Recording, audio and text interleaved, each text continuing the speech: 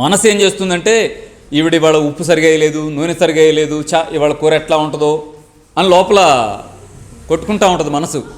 దాన్ని సాటిస్ఫై చేయడానికి ఏం చేయండి అంటే, అన్నం తినేటప్పుడు నిమ్మకాయ కట్ చేసి పెట్టుకుని ముక్క పిండండి కూర మీద కలుపుకోండి.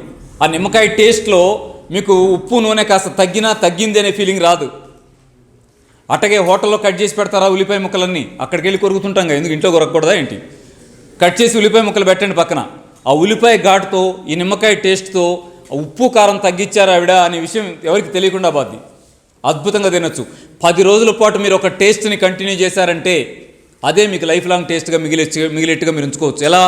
టేస్ట్ బడ్స్, టేస్ట్ గ్లాండ్స్ అంటామా, నాలుక మీద ఉండే రుచి గ్రంథుల వయస్సు ఓన్లీ 10 days మాత్రమే. కాబట్టి 10 రోజులు బలవంతంగా మీరు ఒక రుచిని నాలుగుకి అలవాటు చేస్తే 10 రోజుల తర్వాత అదే రుచిని సహజమైందేగా మీరు తినగలరు. ప్రయత్నం చేయండి. ఇప్పుడు చిన్నపిల్లలకి కారం పెడతారు, తింటారు వాళ్ళు, ఎడవట్ల. ఉప్పు పెడతారు, ఎడవట్ల వాళ్ళు.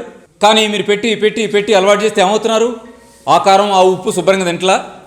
మీరు ఉప్పు తీసేస్తే కూడా ప్రారంభంలో ఎలా ఉంటుంది, కారం తీసేస్తే అంటే కాస్త అనీజీగా ఉంటుంది. 10 రోజుల తర్వాత ఏంటి, అదే టేస్ట్గా ఉంటుంది. పక్కింటికి వెళ్ళి తింటే చాచా వాళ్ళు విపరీతంగా ఉప్పు వేస్తారండి అని అనాలనిపిస్తుంది.